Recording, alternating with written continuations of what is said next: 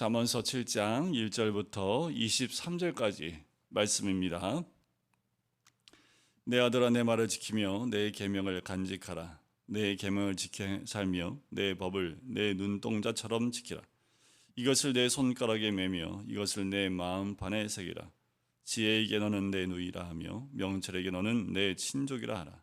그리하면 이것이 너를 지켜서 음녀에게 말로 호리는 이방 여인에게 빠지지 않게 하리라.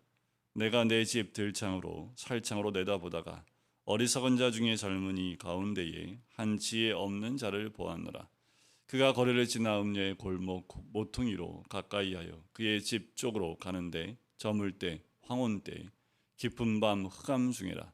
그때의 기생의 옷을 입은 간교한 여인이 그를 맞으니 이 여인은 떠들며 완악하며 그의 발이 집에 머물지 아니하여 어떤 때에는 거리, 어떤 때에는 광장, 또 모퉁이마다 서서 사람을 기다리는 자라. 그 여인이 그를 붙잡고 그에게 입맞추며 부끄러움을 모르는 얼굴로 그에게 말하되 내가 화목제를 드려 서원한 것을 오늘 갚았노라. 이러므로 내가 너를 맞으려고 나와 내 얼굴을 찾다가 너를 만났도다. 내 침상에는 요와 애굽의 무늬 있는 이불을 폈고 모략과 침향과 계피를 뿌렸노라. 오라 우리가 아침까지 흡족하게 서로 사랑하며 사랑함으로 희락하자. 남편은 집을 떠나 먼 길을 갔는데 은 주머니를 가졌은즉 보름날에나 집에 돌아오리라 하여 여러 가지 고운 말로 유혹하며 입술에 호리는 말로 꿰물어 젊은이가 곧 그를 따랐으니 소가 도수장으로 가는 것 같고 미련한 자가 벌을 받으려고 쇠사슬에 매이러 가는 것과 같도다. 필경은 화살이 그 간을 뚫게 되리라. 새가 빨리 그물로 들어가되 그의 생명을 잃어버릴 줄을 알지 못함과 같으니라. 아멘. 오늘 말씀은 7장 가운데 나눈 것은 음행의 위험에 대한 부분들이 등장을 합니다.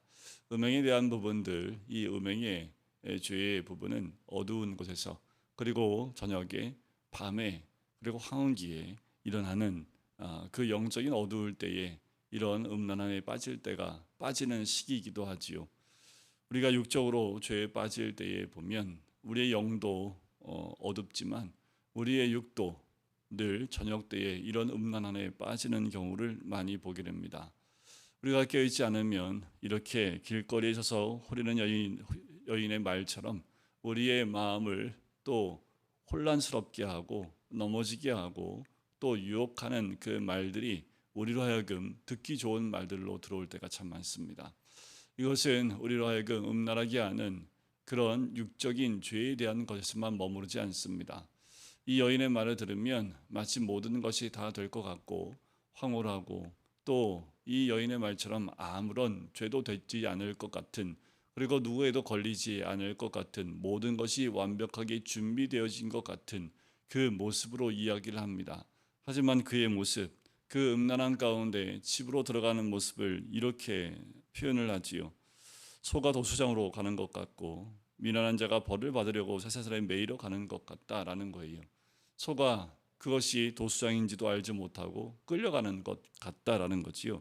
그리고 벌을 받는 사람이 쇠사슬에 매이러 그냥 순순히 끌려 들어가는 것과 같다라는 겁니다. 그렇게 되면 어떻게 됩니까? 화살이 그 간을 뚫게 됩니다. 살 수 없습니다. 회복이 불가능합니다. 화살이 간에 박히면 간은 망가지면 간은 한번 망가지면 회복이 되지 않지요. 그렇게 간을 뚫게 되는 거지요. 또 새가 그냥 그물에 그냥 속으로 먹을 것을 먹기 위해 그냥 쑥 들어가 버려서 생명을 잃어버릴 줄 알지 못하고 들어가 버린다라는 거지. 여러분 우리가 생명을 잃을 줄 알고 그곳에 들어갈 사람이 어디 있습니까? 생명을 잃어버릴 걸 뻔히 아는데 그곳으로 찾아 들어갈 사람이 어디에 있습니까? 그런데 유혹은 그것을 알지 못하게 찾아와서 우리를 유혹하고 호리고 또 우리로 하여금 분별치 못하게 만들어서 나도 모르는 사이에 도수장에 끌려가는 것처럼 또 그물에 걸려 넘어지는 것처럼 그렇게 그 속으로 빨려 들어가게 됩니다. 블랙홀처럼 그 안에 들어가면 더 이상 돌이키지 못하고 그 육적인 쾌락과 황홀과 그 모든 것에 빠져서 더 이상 돌이키지 못하는 상황까지 빠져버리게 됩니다. 그러면 그 젊은이의 삶은 망가지게 되어지고 그 삶은 돌이키지 못하고 그 속으로 빨려 들어가 회복하지 못할 지경이 되어버리게 된다는 거지요. 결국 그 유익이 망가질 때까지, 그의 삶이 완전히 망가질 때까지 그 육적인 쾌락만 따라가게 되어진다라는 겁니다. 그것을 막기 위해서, 그것을 막기 위해서 어떻게 해야 되는지 1절부터 5절까지 나오는 것이 그것에 빠지지 않도록 우리가 먼저 대비해야 될 것이 무엇인가라는 거예요. 어느 누구도 이런 죄에 빠지게 되면 그 죄에서 자유로울 사람이 아무도 없습니다. 어떠한 사람도 이 유혹의 자리에 가면 그 유혹에 넘어질 수밖에 없는 거지요. 그 자리에 안 가는 겁니다. 그 비슷한 자리에도 가지 않는 것이 상책이라는 거예요. 그러기 위해서는 무엇으로 우리의 삶을 지키고 또 우리가 가지 않아야 될 것을 분별하며 가지 않게끔 할 수 있습니까?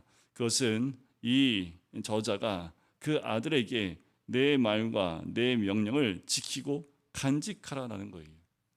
하나님 말씀을 지키고 간직하는 것과 마찬가지이지요. 부모의 그 명령과 또 부모가 말하는 것을 말씀에 품고 지키라는 겁니다. 그것이 패가 망신이라고 분명히 이야기하고 해도 그걸 듣지 않으면 넘어질 수밖에 없는 거지요. 우리 그리스도인들에게는 말씀밖에 없습니다. 말씀이 내 삶의 중심에 있어야겠지요. 그 말씀이 나를 지켜줍니다. 이 마지막 때에 우리의 영혼을 지킬 수 있는 것은 여호와의 말씀밖에 없습니다. 그 말씀이 우리의 마음에 있고 우리 눈앞에 있을 때 그 말씀을 지켜 살며 그 말씀을 내 눈동자처럼 지키라는 거지요. 그런데 우리의 모든 육체 가운데 중요하지 않은 기관이 하나도 없습니다. 어느 것 하나 망가지면 생명이 위독한 것도 있고요. 모든 것이 굉장히 위험한 것이 있지만 굉장히 민감한 부분이 있다면 그것은 눈입니다. 우리의 눈은 굉장히 민감해요. 그래서 눈이 한번 망가지면 회복이 불가능할 정도입니다. 그래서 눈에 뭐가 조그만 것, 모래 아주 먼지 조그만 것만 들어가도 굉장히 꺼끌스럽고 또 눈이 불편하면 삶 자체가 불편합니다. 그래서 우리가 눈을 보호할 수 있도록 하나님이 눈꺼풀을 주셨고 눈에 뭐가 들어가기 직전에 눈을 감아서 눈 안에 무엇인도 들어가지 않도록 그렇게 방어할 수 있는 그런 것들을 하나님이 창조할 때 이미 만들어 놓으신 거지요. 왜 속눈썹이 있겠습니까? 속눈썹을 통해서 눈 안에 먼지가 들어가는 것을 더 방어할 수 있도록 그 아주 작은 것이지만 속눈썹이 있는 것과 없는 것이 눈을 보호하는데 굉장히 큰 차이가 있습니다. 그만큼 눈은 굉장히 중요한 기관이고 또 연약한 기관이기 때문에 우린 눈을 굉장히 소중하게 지키지요. 그것처럼 말씀을 그렇게 지켜야 된다라는 거예요. 말씀을 우리의 눈동자처럼 그렇게 여겨서 지켜야 된다라는 거예요. 더 나아가서 이것을 내 손가락에 매라는 거지요. 그래서 무엇을 하든지 그 말씀에 의해서 하라는 겁니다. 손에 말씀이 있으면 그 손이 움직일 때마다 말씀을 보이기 때문에 그 메어진 말씀으로 인해서 우리의 손이 제어될 수 있겠지요. 말씀이 그렇다고 여기다가 말씀을 새길 수 있을까요? 문신을 새겨요? 그런 의미가 아니지요.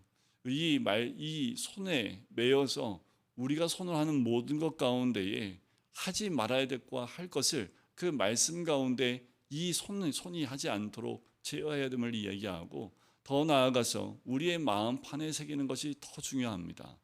우리의 마음판에 새기는 것 결코 쉽지 않지요. 우리가 생긴 것 같은데 어느 순간 지워져 있는 것이 말씀입니다.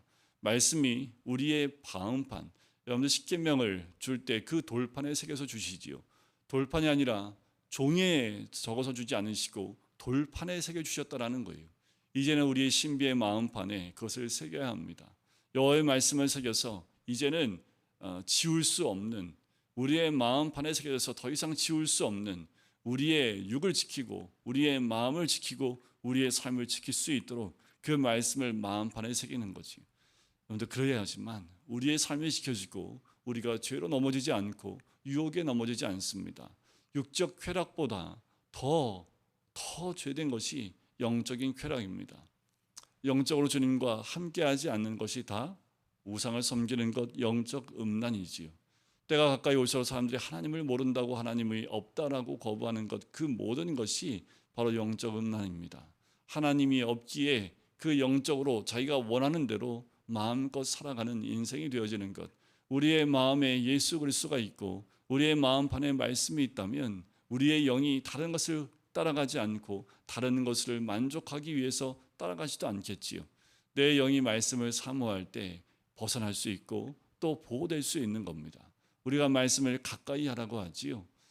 청년들한테 그 청년의 삶 가운데 무엇으로 그들의 삶을 깨끗하게 할 수 있습니까? 여호와의 말씀밖에 없습니다. 말씀을 가까이 하고 늘 말씀을 생각하고 말씀을 묵상할 때에 그 말씀이 나를 지킬 수 있는 거지요. 더 나아가서 그 말씀대로 순종하여 살아갈 때 우리는 더 거룩하고 더 경건한 삶으로 나아갈 수 있는 겁니다. 우리는 죽을 때까지 무엇을 지켜야 합니까? 여호와의 말씀입니다. 그 말씀이 내 마음판에 새겨지고 그 말씀이 늘 내 주위에 있는 것처럼, 마치 지혜에게 너는 내 누이라 하여 그 누이가 내 가족이 가까이 있는 것처럼 말씀을 가까이 대하라 라는 그 말씀이지요. 그리하면 이것이 너를 지켜주겠다라는 거예요. 또 말로 우리는 이방 여인에게 빠지지 않게 하겠다라는 겁니다. 방법이 없어요. 때가 가까이 올수록 우리를 지킬 수 있는 방법은 다른 것 없습니다. 여러분들, 제가 꿈속에 나타나서 말해드릴까요? 여러분들, 어떻게 하면 우리의 삶을 지킬 수 있습니까? 우리 각자의 삶은 말씀밖에 없고 그 말씀만이 영적인 음란함 가운데 빠지지도 않고 육적 음란함에도 빠지지 않도록 지킨다라는 거예요. 그 말씀을 가까이 하고 또 그 말씀대로 순종함으로 우리의 삶이 더 이상 죄 가운데로 달려가지 않고 또 내 영이 다른 것에 빠지지 않고 또 빼앗기지 않으며 오직 주님 안에, 또 주님이 기뻐하시는 것 안에 머물 수 있기를 주님의 이름으로 간절히 축원드립니다. 오늘도 그 말씀을 사모하고요, 그 말씀을 가까이 함으로 그 말씀이 내 생명인 줄 알고 생명과 같이 그 말씀을 가까이 하며 지킬 때에 그 말씀이 나로 하여금 주의 길로 또 생명의 길로 인도하시는 줄 믿습니다. 광야 같은 인생 가운데에 갈 바를 알지 못하여 헤매이고 있는 그 모습이 아니라, 광야 같은 그 삶이라 할지라도 방향을 제대로 잡고 가면 그것은 광야가 아니지요. 우리가 말씀을 따라 나아갈 때 헤매이지 않고 오직 주님이 내어주신 그 생명의 길로 온전히 나아가게 될 줄 믿습니다. 세상에서 또 음란한 여인에게서 보호받고 우리의 심령이 보호받는 오늘 하루, 또한 주와 동행하시는 이 하루가 되시기를 주님의 이름으로 간절히 축원드립니다. 기도하겠습니다. 사랑의 주님, 오늘 하루의 시작을 주의 말씀을 가까이 하며 주의 법도를 또 주의 말씀을 가까이 할 수 있게 해주심을 감사합니다. 이 세상의 죄악 가운데에서 음란한 여인에게서 또 내 영적인 그 음란함에서 우리를 지킬 수 있는 것은 오직 여호와의 말씀밖에 없는 줄 믿습니다. 그 말씀만이 우리를 생명의 길로 인도하고 그 말씀이 내 손에 매여 있고 내 마음판에 새겨질 때에 그것이 더 이상 나를 유혹하며 허리는 그 말에도 넘어지지 아니하고 또 그것에 넘어져서 죄 가운데로 달려가는, 그리고 죄악 가운데 죽음으로 달려가는 그 길을 선택하지 않을 줄 믿습니다. 오늘도 그 말씀을 내 생명처럼 생각하고 눈동자처럼 지키며 그 말씀을 가까이 함으로 주와 동행하는 오늘 하루가 될 수 있도록 축복하여 주시옵소서. 감사드리며 예수 그리스도의 이름으로 기도드립니다.